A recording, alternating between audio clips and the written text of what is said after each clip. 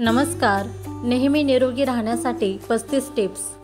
रोज सकाळी सूर्य उदयापूर्वी उठून 2 किंवा 3 किलोमीटर फिरायला जा.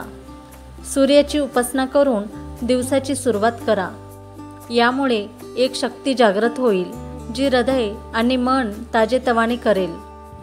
शरीर नेहमी सरळ ठेवा, म्हणजे सरळ बसा, सरळ चाला, सरळ उभे राहा, म्हणजेच शरीर नेहमी चपळ ठेवा. आहारातूनच आरोग्य राखण्याचा प्रयत्न करा. यासाठी उत्तम उपाय म्हणजे तुमचे अन्न नेहमी नीट चावून खाणे, जेणेकरून तुमचे पचन व्यवस्थित राहील. यामुळे कोणतीही समस्या निर्माण होणार नाही. लठ्ठपणाची मुख्य कारणे म्हणजे तेलकट आणि गोड पदार्थ. यामुळे चरबी वाढते आणि शरीरात आळस आणि सुस्ती येते. या पदार्थाचे सेवन मर्यादित प्रमाणातच करा. जड अन्न किंवा न पचणारे अन्न टाळावे. हे करावे लागले तरी एक वेळ उपवास करून संतुलन ठेवा. वाहनाप्रती आसक्ती कमी करून त्याचा वापर कमी करण्याची सवय लावा. जेव्हा शक्य असेल तेव्हा कमी अंतरासाठी चाला. यामुळे तुमच्या स्नायूंचा व्यायाम होईल, ज्यामुळे तुम्ही निरोगी आणि आकर्षक राहाल आणि पर्यावरणाचे रक्षण करण्यातही मदत होईल. जेवणात फळे आणि भाज्यांचा जास्तीत जास्त वापर करा. त्यांच्याकडून आवश्यक तेलकट घटक मिळवा. शरीरासाठी आवश्यक तेलाचा पुरवठा नैसर्गिक पदार्थापासूनच मिळवा. मनात आळस येऊ देऊ नका. काम तत्परतेने करण्याची इच्छा ठेवा. घरची कामे स्वतः करा. ही कामे भरपूर व्यायामाचे फळ देतात. व्यस्तता हे वरदान आहे. दीर्घ आयुष्यासाठी मोफत औषध आहे. स्वतःला व्यस्त ठेवा. तुमच्या व्यक्तिमत्वानुसार कपडे घाला. सेल कपडे घाला. यामुळे तुम्ही चपळ राहाल. जीवन म्हणजे चालणे, हालचाल हे जीवन आहे, हे नेहमी लक्षात ठेवा. तुमच्या जीवनातील ध्येय, उद्दिष्टे आणि कार्याप्रती समर्पणाची भावना ठेवा. शरीराचे सौंदर्य त्याच्या स्वच्छतेमध्ये आहे, याची विशेष काळजी घ्या. सकाळी आणि रात्री दात घासण्याची सवय लावा. तसेच आंघोळ करा आणि झोपण्यापूर्वी कपडे बदला. तुम्हाला ताजेतवाने वाटेल. शरीराचा प्रत्येक अवयव छिद्राद्वारे श्वास घेतो. म्हणूनच झोपताना पातळ, स्वच्छ आणि कमीत कमी कपडे घाला. सुती कपडे उत्कृष्ट आहेत. केस नेहमी व्यवस्थित ठेवा. केसांना तेलाचा नियमित वापर करा. केस लहान आणि स्वच्छ ठेवा. अनावश्यक केस काढत राहा. आपल्या प्रिय देवतांचे नियमित दर्शन घेण्यासाठी वेळ काढा. तुम्ही कोणत्या धर्माचे अनुयायी आहात हे महत्त्वाचे नाही.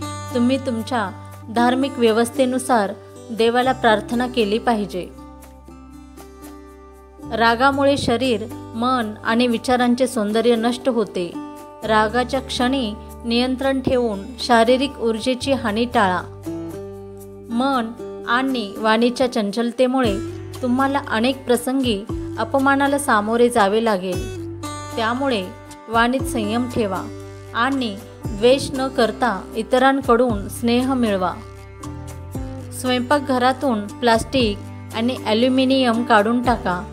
दोन्ही कर्करोगजन्य आहेत. मायक्रोवेव्ह ओव्हन वापरणे कर्करोगजन्य आहे. थोडे थंड अन्न खा, कारण ते तुमच्या पोटाला आणि दातांना हानी पोहोचवते. बाहेर खाणे खूप हानिकारक आहे. अन्नाशी संबंधित गटात सामील व्हा आणि सर्व काही घरी शिजवा. तळलेले पदार्थ टाळा. वजन आणि पोटातील ॲसिडिटी ठीक राहील.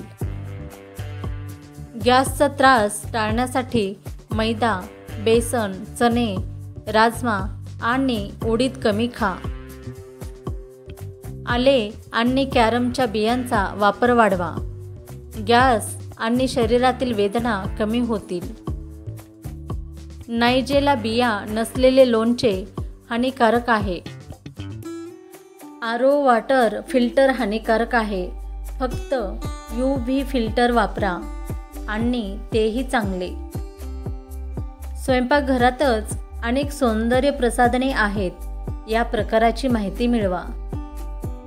रात्री 1 कप पाण्यात अर्धा चमचा त्रिफळा टाकून सकाळी कपड्याने गाळून घ्या आणि या पाण्याने डोळे धुवा. चष्मा उतरेल. गाळून घ्या आणि रात्रीच्या वेळी प्यावे. अर्धा चमचा कच्चे जिरे रात्रभर भिजत घालून तेच पाणी सकाळी रिकाम्या पोटी प्या. ॲसिडिटी दूर होईल. ॲक्युप्रेशर पिरॅमिड प्लॅटफॉर्मवर उभे राहून स्वयंपाक करण्याची सवय लावल्यास सर्व रोग शरीरातून निघून जातील. दिवसभरात कोणत्याही स्वरूपात 1/4 चमचे दालचिनीचे सेवन केल्यास आरोग्यावर नक्कीच चांगला परिणाम होईल. धन्यवाद. तुम्हाला जर ही माहिती आवडली असेल तर व्हिडिओला लाईक करा आणि चॅनलवर नवीन असाल तर चॅनलला सबस्क्राईब करा आणि बेल आयकॉनची घंटी दाबा जेणेकरून नवनवीन व्हिडिओ सर्वात आधी तुम्हाला पाहायला मिळतील. धन्यवाद.